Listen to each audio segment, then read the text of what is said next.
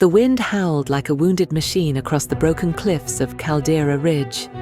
Below, the valley burned, columns of smoke twisting up from the shattered ruins of the town once called New Ephrata. What had once been a quiet agricultural colony on the Liran border was now a graveyard, carpeted in broken shelters, cratered roads, and the twisted frames of battle mechs left behind in the chaos.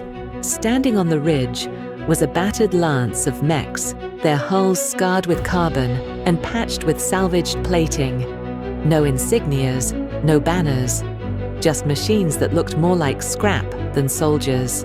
Glasstime had begged for protection. House Davion was stretched thin. The AFFS couldn't spare a regiment or even a company. What Glasstime got instead was a half-paid contract sent out to any mercenaries willing to show up. Most didn't, but the Ironside Legion did. They weren't famous, not yet.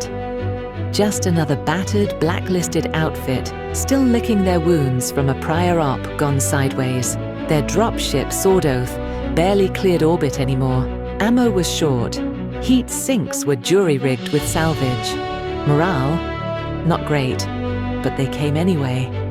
And now, at Caldera Ridge, they were the last thing standing between a retreating convoy of Davion-aligned civilians and a Lyran armored column descending from the far side of the valley. In the Legion's forward command post, a dugout built into a ruined cargo hauler, the officers gathered around a scorched holotable. Wardog didn't speak for a long time.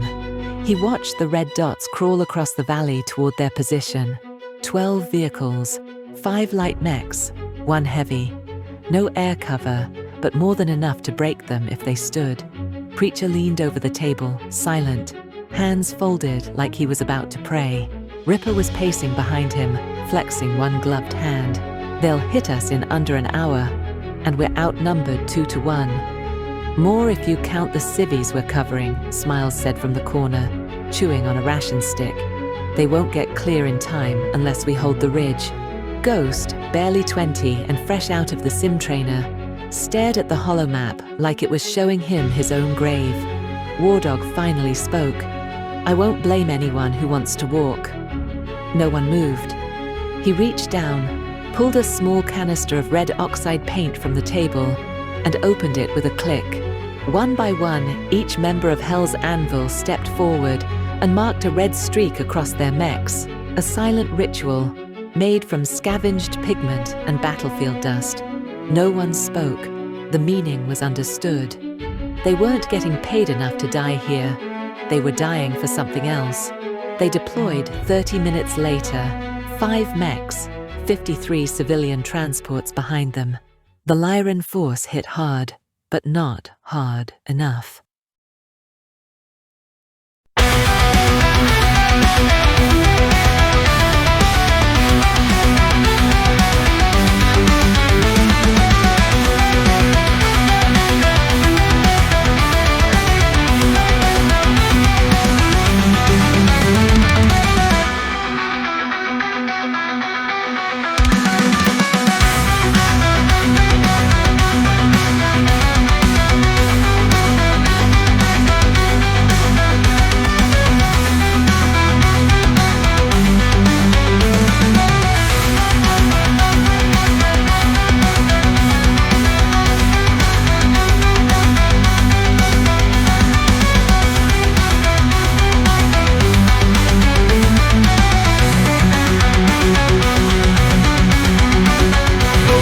Came from New Avalon. No banners flew, no orders drawn, just static cries and firelight. A contract signed to lose the fight.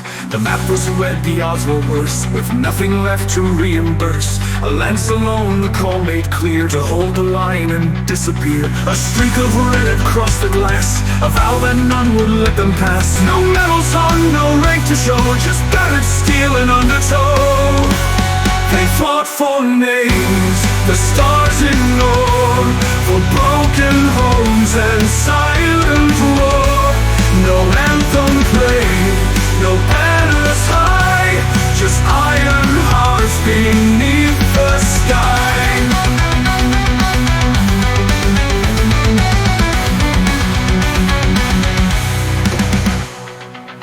monarch stared through cracked displays, his reactor burned in fitful blaze. But still he stood a wreck made whole, refusing death, a broken soul. River carved the flank with fire, fueled by rage and no desire. Creature spoke with missiles wide, a prayer for everyone who died. Smiles left to blast her jammers line, she led them straight to where they died. Ghost's first campaign is trial by ash, the cost of oath and heat and flesh.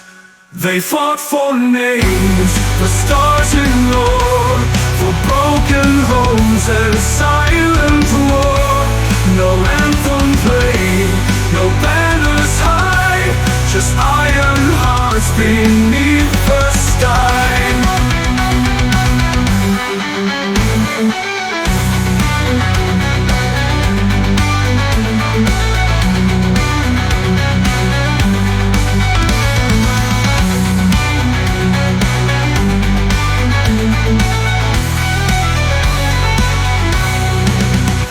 No parades, no flags, no cheers.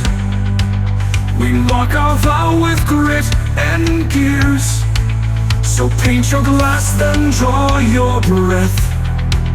This ridge is held through fire and death.